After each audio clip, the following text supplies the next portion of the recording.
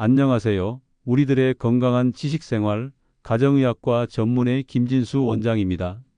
지난 1편에서는 현미가 우리 몸의 혈당을 안정시키고 뱃살을 빼주며 장과 혈관을 깨끗하게 청소해주는 기적 같은 효능들에 대해 확인했습니다. 아마 영상을 보시고 당장 오늘부터 밥을 바꿔야겠다 결심한 분들도 많으실 겁니다. 하지만 만약 그 만병통치약인 줄 알았던 현미가 사실은 내 몸을 망치는 독이 될 수도 있다면 어떻게 하시겠습니까? 보약이라기에 꾹 참고 먹었는데 오히려 속만 돌덩이처럼 더부룩하고 소화는 안 되고 심지어 우리 몸에 꼭 필요한 영양소까지 훔쳐가고 있었다면 이건 현미의 명백한 배신이 아닐까요? 오늘은 현미의 화려한 효능 뒤에 가려져 있던 그 누구도 속 시원히 말해주지 않던 현미의 불편한 진실, 세 가지 거대한 논란에 대해 이야기해 볼까 합니다. 첫째, 왜 현미는 어떤 이에겐 소화불량을 일으키는가? 둘째, 영양분을 훔쳐가는 도둑이라는 오명을 쓴 피트산의 정체는 무엇인가? 셋째, 쌀겨에 1급 발암물질이 들어있다는 흉흉한 소문은 과연 사실인가? 오늘 이 영상 하나로 현미에 대한 모든 걱정과 불안, 논란을 제가 완전히 끝내드리겠습니다. 그리고 이 모든 문제를 해결하고 현미의 좋은 점만 쏙 빼먹는 비법까지 알려드릴 테니 채널 고정해 주시기 바랍니다. 그럼 지난 시간에 예고해 드린 대로 오늘 이 시간에는 현미의 명성을 위협하는 세 가지 거대한 논란을 하나씩 부숴보겠습니다. 가장 많은 분들이 고개를 끄덕이실 첫 번째 문제, 바로 지긋지긋한 소화불량 이야기부터 시작하겠습니다. 분명 내 몸의 건강을 위해 큰맘 먹고 백미 대신 현미를 택했는데 이상하게 밥을 먹고 나면 속이 편치 않습니다. 뱃속에 돌덩이라도 얹은 듯 묵직하고 아랫배에는 자꾸 가스가 차서 하루 종일 불편하고 심지어 화장실에 가도 영 개운치가 않습니다. 백미를 먹었을 때는 전혀 없던 증상들이지요. 그래서 결국 나는 원래 위장이 약해서 현미랑은 안 맞나 보다 생각하시고 얼마 못 가 두 손 두 발 다 들고 다시 백미로 돌아가시는 분들이 참 많습니다. 하지만 이건 우리 이웃님들의 위장이 유별나게 약해서가 절대 아닙니다. 현미가 가진 아주 자연스러운 특성을 우리가 미처 다 이해하지 못하고 현미를 제대로 길들이는 방법을 몰랐기 때문입니다. 그 원인은 바로 1편에서 현미의 가장 큰 장점이라고 말씀드렸던 쌀겨, 즉 껍질에 있습니다. 현미의 쌀겨층은 아주 단단하고 질긴 섬유질로 이루어져 있습니다. 특히 셀룰로스라고 불리는 성분이 대표적인데요. 이 성분은 식물의 세포벽을 이루는 아주 튼튼한 구조물입니다. 현미 입장에서는 자신의 소중한 신운과 영양분을 외부의 위협으로부터 보호하기 위한 아주 훌륭한 갑옷인 셈이지요. 문제는 우리 인간의 위장에는 이 셀룰로스라는 단단한 갑옷을 분해할 수 있는 소화 효소가 없다는 것입니다. 초식 동물들은 이걸 분해할 수 있지만 사람은 그렇지 못합니다.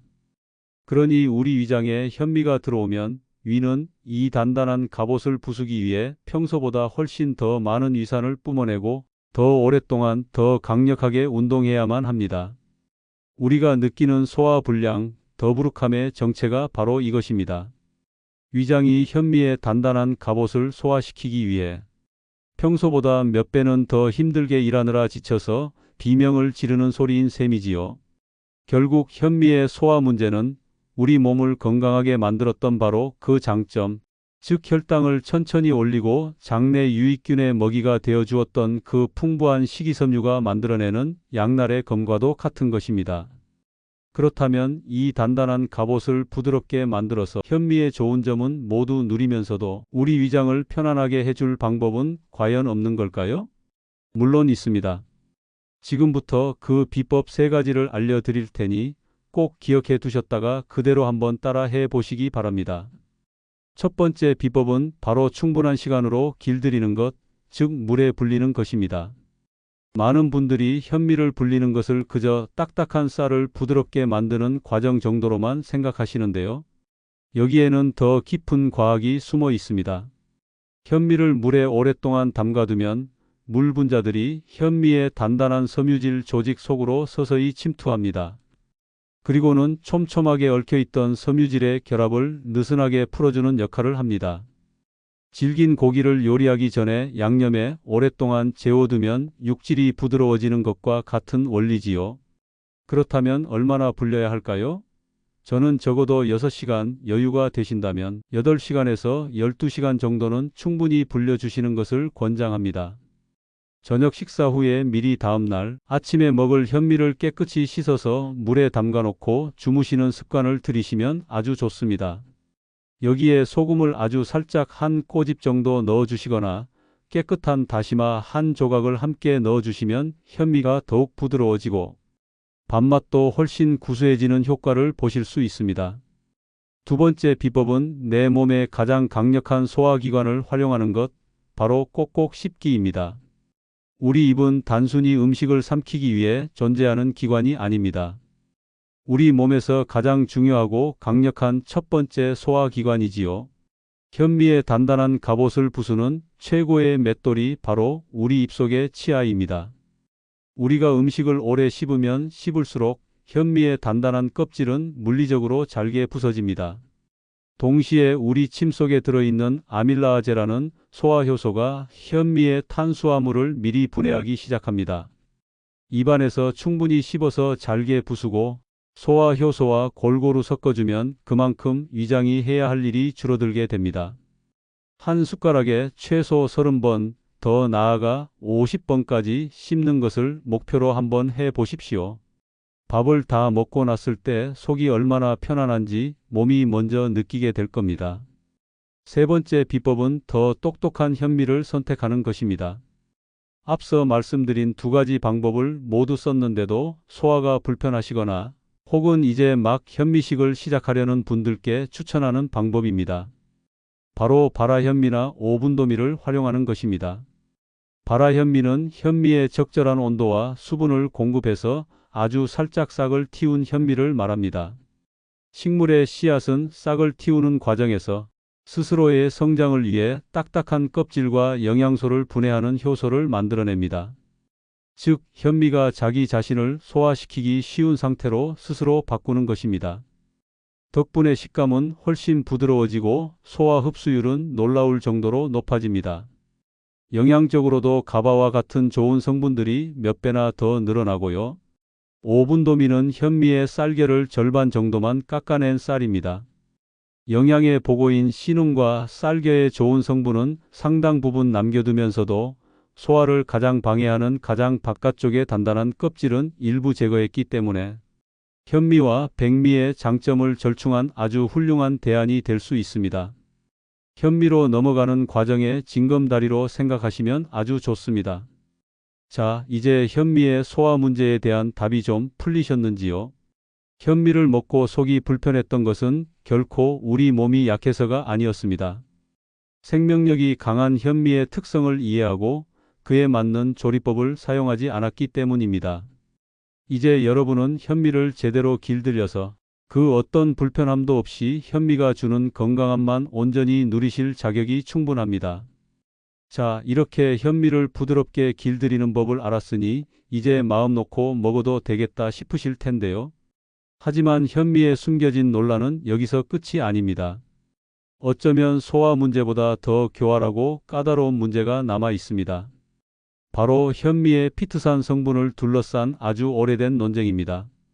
오늘 이 두 번째 장에서는 우리 이웃님들을 아주 혼란스럽게 만드는 피트산의 두 얼굴, 즉 우리 몸에 영양을 훔쳐가는 영양도둑이라는 주장과 반대로 암세포와 싸우는 강력한 항암물질이라는 상반된 주장을 낱낱이 비교해 드리고 이 논란에 대한 명쾌한 결론을 내려드리겠습니다. 먼저 피트산이 왜 영양도둑이라는 무시무시한 별명을 얻게 되었는지부터 살펴보겠습니다. 이 주장의 핵심은 이렇습니다.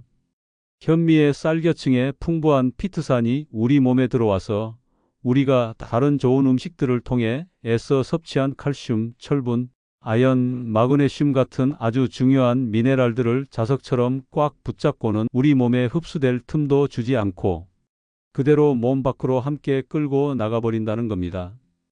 실제로 피트산은 화학적으로 미네랄과 아주 잘 결합하는 성질을 가지고 있습니다. 원래 식물 속에서 피트산의 역할은 인이라는 미네랄을 안전하게 저장하는 창고입니다. 앞으로 싹을 틔우고 성장하는데 필요한 인을 피트산이라는 형태로 보관하고 있는 것이지요. 그런데 이 저장 창고가 워낙 튼튼해서 다른 미네랄들까지도 함께 가두어 버리는 부작용이 생기는 겁니다. 이 때문에 일부에서는 특히 철분이 부족해서 빈혈이 걱정되는 분들이나 칼슘이 부족해서 골다공증이 걱정되는 분들이 현미를 꾸준히 먹으면 오히려 미네랄 결핍이 심해질 수 있다는 우려를 제기합니다. 아무리 좋은 반찬을 잘 챙겨 먹어도 밥으로 먹은 현미가 그 영양분을 다 빼앗아 가버리니 밑 빠진 독에 물 붓기라는 것이지요. 이 이야기만 들으면 현미를 먹는 것이 과연 옳은 일인지 덜컥 겁이 나실 수 있습니다. 그런데 최근 들어 이 영양 도둑이라는 억울한 누명을 썼던 피트산의 놀라운 효능들이 속속 밝혀지면서 상황이 완전히 뒤바뀌고 있습니다. 피트산이 단순히 영양 흡수를 방해하는 문제적 성분이 아니라 우리 몸을 지키는 강력한 영웅의 면모를 가지고 있다는 사실이 알려지기 시작한 것입니다. 피트산의 가장 대표적인 효능은 바로 강력한 항산화 효과입니다. 우리 몸의 세포를 늙고 병들게 만드는 주범인 활성산소를 제거하는 능력이 아주 뛰어나서 세포의 노화를 막고 우리 몸을 젊고 건강하게 유지하는 데 큰 도움을 줍니다.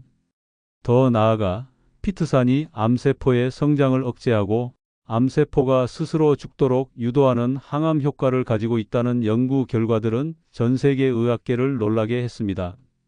특히 대장암이나 유방암, 간암 등의 예방에 긍정적인 역할을 할 수 있다는 가능성이 꾸준히 제기되고 있지요.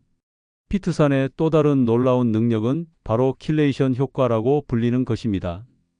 앞서 피트산이 미네랄과 잘 결합한다고 말씀드렸지요. 그런데 이 성질이 우리 몸의 해로운 독소와 만났을 때 아주 이롭게 작용합니다. 피트산은 우리 몸속에 쌓여있는 납이나 카드뮴, 수은과 같은 유해, 중금속들을 똑같이 자석처럼 딱 붙잡아서 몸 밖으로 배출시켜주는 아주 훌륭한 청소부 역할을 합니다. 우리 몸에 꼭 필요한 미네랄은 조금 손에 볼 수 있지만 그 대신 몸에 쌓이면 치명적인 독이 되는 중금속들을 청소해 주는 것이지요. 이 외에도 신장 결석을 예방하고 혈당과 콜레스테롤 수치를 조절하는 등 피트산의 이로운 효능은 계속해서 밝혀지고 있습니다. 자, 이야기가 여기까지 오니 더 헷갈리실 겁니다. 대체 피트산은 우리 몸의 영양을 빼앗아가는 도둑이라는 건가요? 아니면 암세포와 싸우고 중금속을 청소해주는 영웅이라는 건가요? 제가 오늘 이 논란에 대한 명쾌한 결론을 내려드리겠습니다. 정답은 우리가 어떤 식사를 하느냐에 따라 피트산은 도둑이 될 수도 영웅이 될 수도 있다는 것입니다.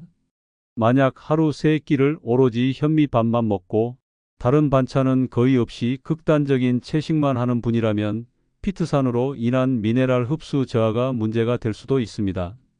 하지만 현실적으로 그렇게 식사하는 분은 거의 없겠지요.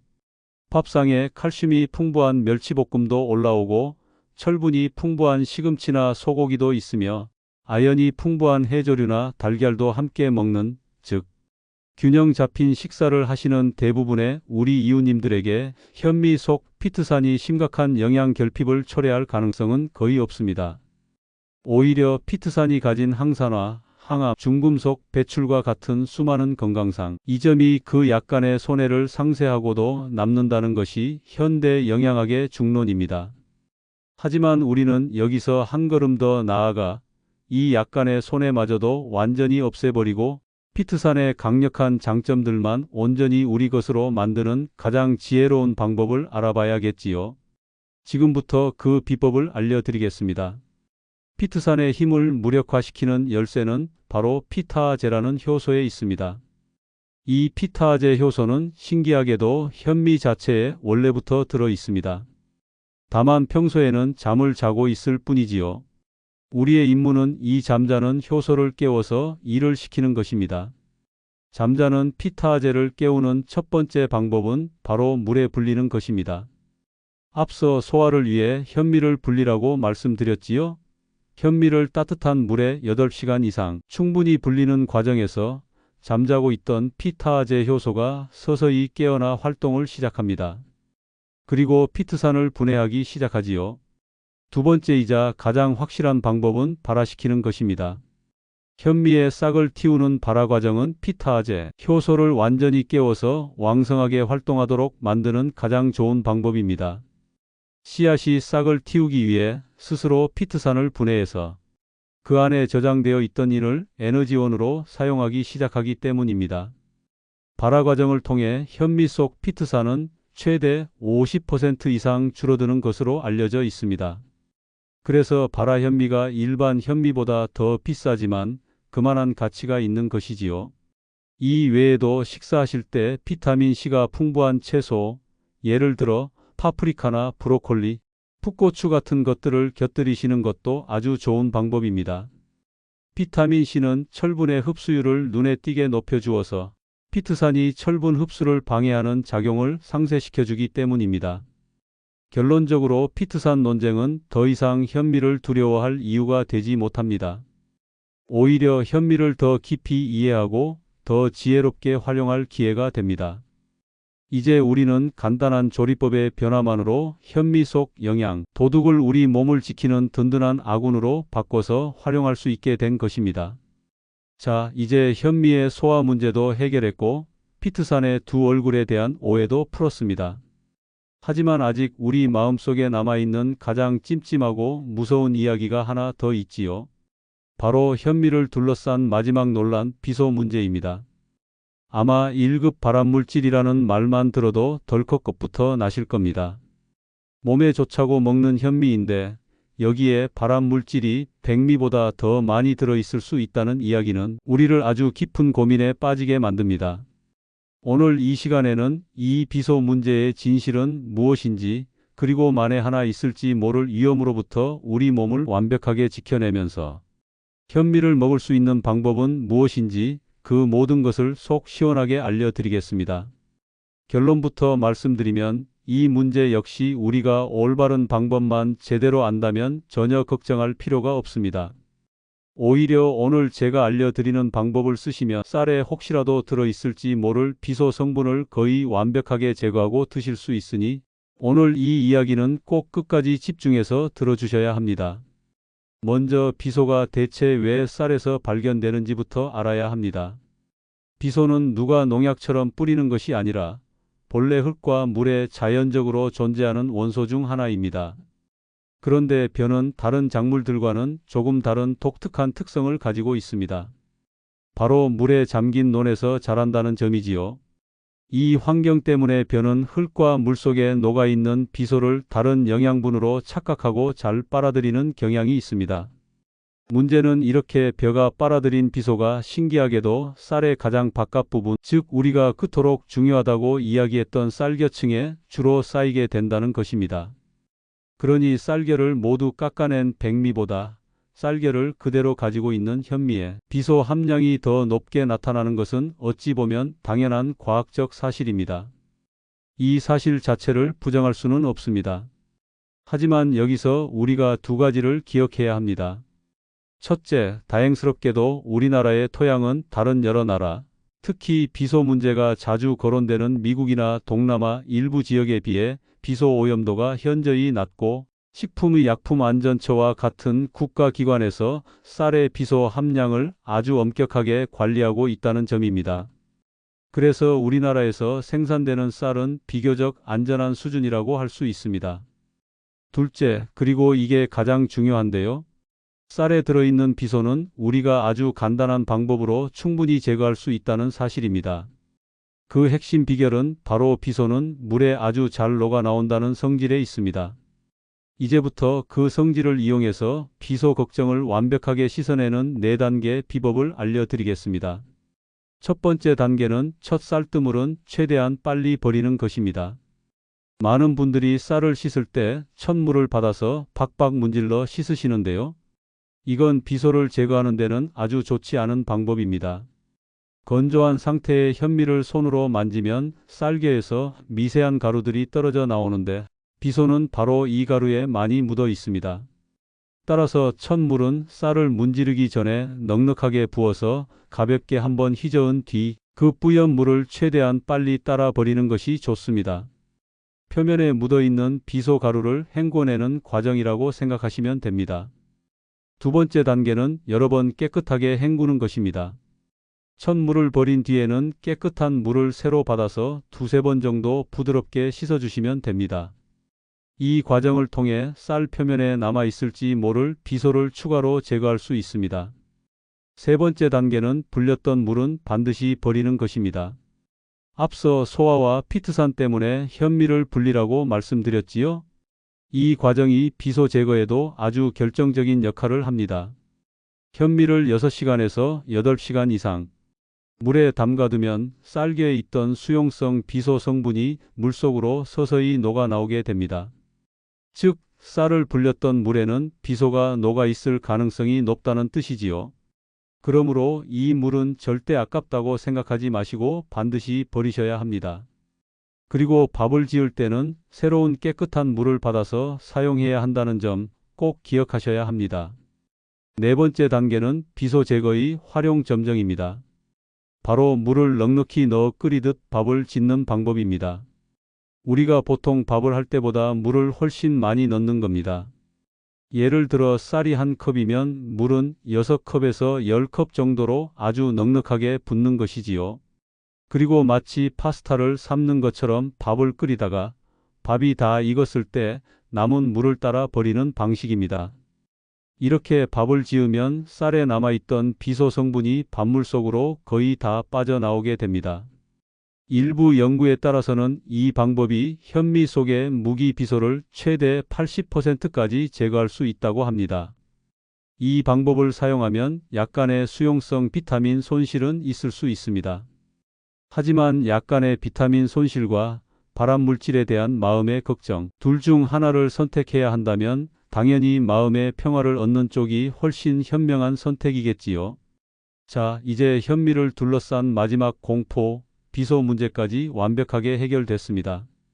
우리는 현미의 소화를 돕는 법을 배웠고 피트산의 오해를 풀고 그 장점만 취하는 법을 알았으며 이제는 비소 걱정까지 말끔히 씻어내는 지혜를 갖게 되었습니다. 이제 우리 앞에는 현미를 건강하게 즐기는 것을 막는 그 어떤 장애물도 남아있지 않습니다. 우리는 현미가 가진 모든 단점을 완벽하게 통제할 수 있는 지혜와 방법을 모두 갖추게 된 것입니다. 오늘 우리는 현미의 누명을 모두 벗겨주었습니다. 소화가 안 된다는 오해는 지혜로운 조리법으로 풀었고 영양도둑이라는 피트산의 오명은 오히려 우리 몸을 지키는 아군으로 만들었으며 발암물질이라는 비소의 공포는 간단한 세척법으로 말끔히 씻어냈습니다. 이제 더 이상 현미를 가로막는 장벽은 없습니다. 하지만 단지 위험을 피하는 것만으로 만족할 수는 없지요. 이왕 먹는 현미, 그 효능을 100%가 아니라 200%, 300%까지 끌어올릴 수 있다면 어떠시겠습니까? 어떤 반찬과 함께 먹느냐에 따라 현미가 최고의 보약이 되기도 하고 반대로 그 좋은 효능이 절반으로 뚝 떨어지기도 한다는 사실 알고 계셨습니까? 현미와 함께 먹으면 그 효능이 배가 되는 최고의 짝꿍이 있는가 하면 현미의 좋은 성분을 물거품으로 만드는 최악의 원수 같은 음식도 있습니다. 다음 마지막 3부에서는 현미의 효능을 극대화하는 최고의 음식 궁합과 반드시 피해야 할 최악의 음식 궁합을 낱낱이 공개하겠습니다. 또한 내 몸에 딱 맞는 현미밥 황금 조리법과 대상별 맞춤 섭취법까지 현미에 대한 모든 것을 총정리해 드릴 테니 절대 놓치지 마시기 바랍니다. 구독과 좋아요, 알림 설정을 해두시면 현미 시리즈의 마지막 편을 가장 먼저 확인하실 수 있습니다. 그럼 저는 더 유익하고 실용적인 정보로 3부에서 다시 찾아뵙겠습니다. 감사합니다.